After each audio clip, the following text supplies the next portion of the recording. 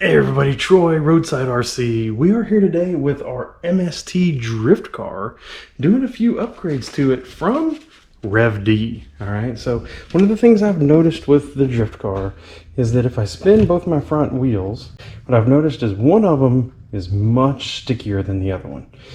This right front corner, for whatever reason, a lot less rotation than the left front.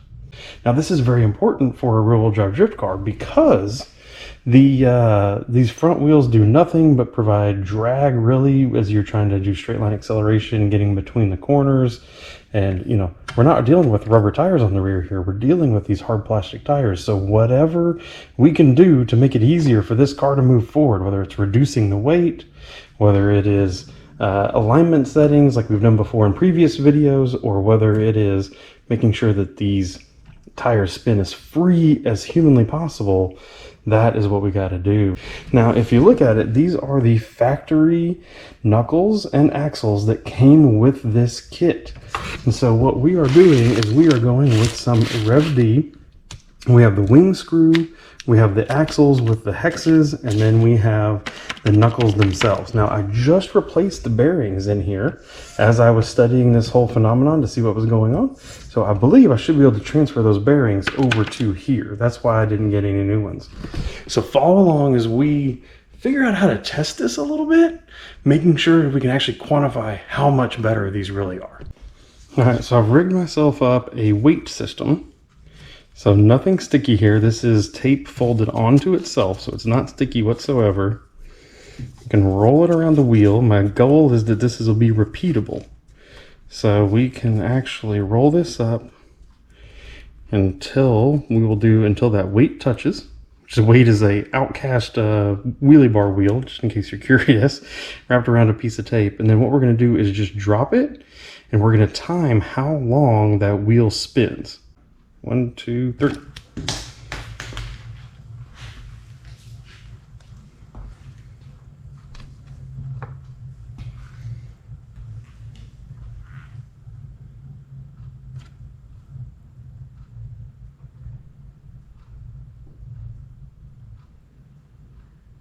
It's gonna be longer. Let's see. And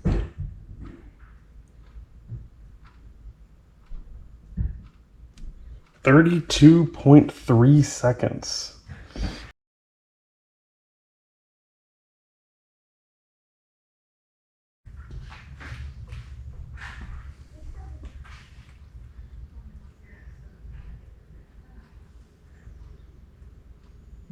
Oh my gosh, 11.85, not even close to the same time. We just had 11.8 seconds as a first try. Let's see on the second try. 1, 2, 3.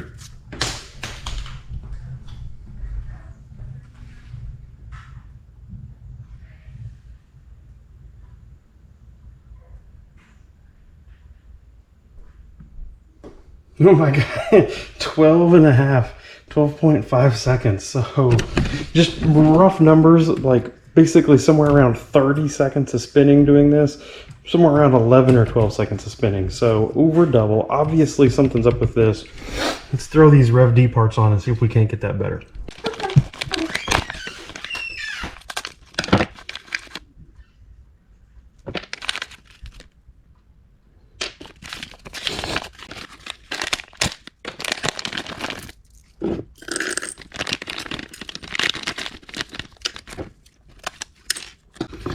So as you may imagine, these parts do look very well machined. They look like they're really good quality parts.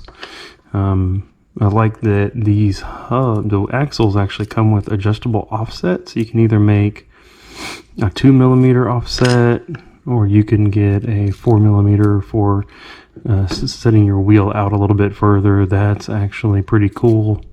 The instructions actually do tell you what size of bearing you would need, and they actually tell you the pros and cons if you run a 5x10 by 4mm wide bearing, or if you want a 3mm wide bearing, and what that does. Changes your scrub radius. Shows here again like how this is going through. So really nice parts here, really nice. It gives you instructions and everything.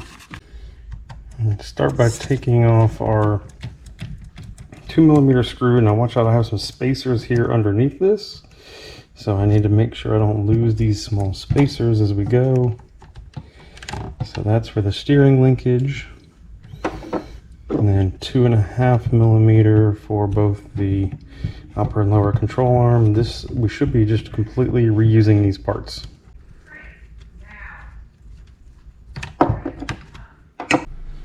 Alright, so this is interesting. So old part, new part. When you look at them, you will see the holes where the steering lines up is not exactly the same.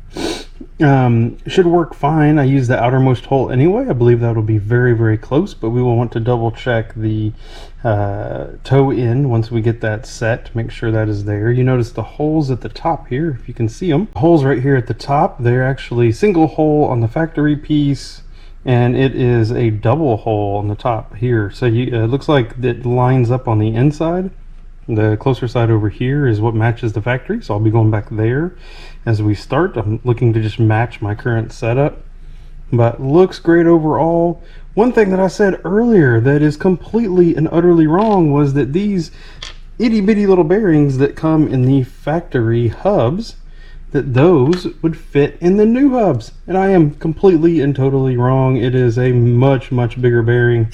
Fortunately, I happen to have some, and so they're probably not the greatest ones. They're probably not exactly what we would all recommend using, but they're going to get me rolling to start with, pun intended. And so we're going to put those in, reassemble these, and look at see what it does.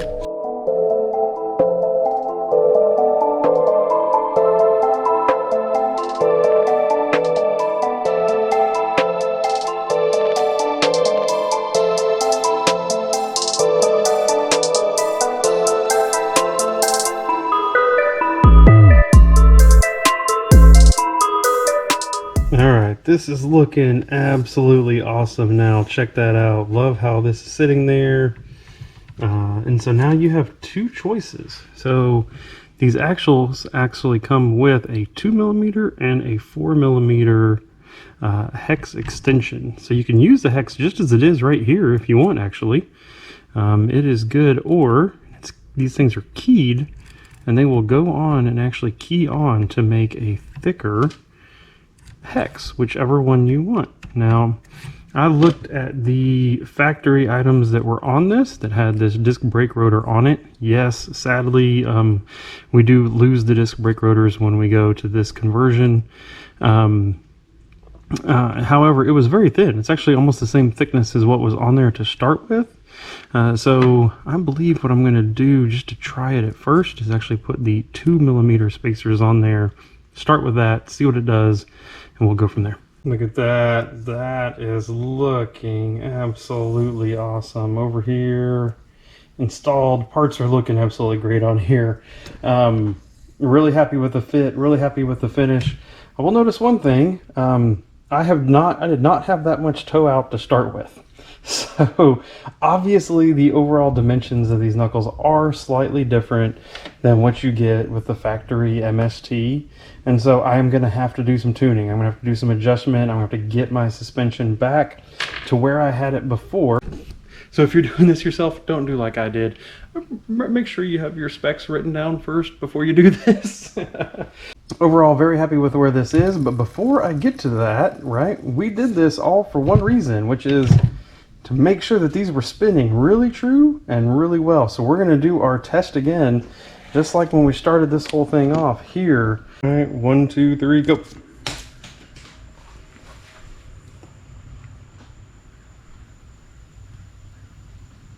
Oh, what? Oh, 6.9 seconds. What?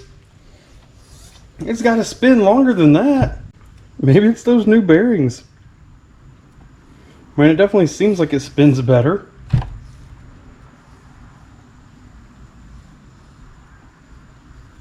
One, two, three, go.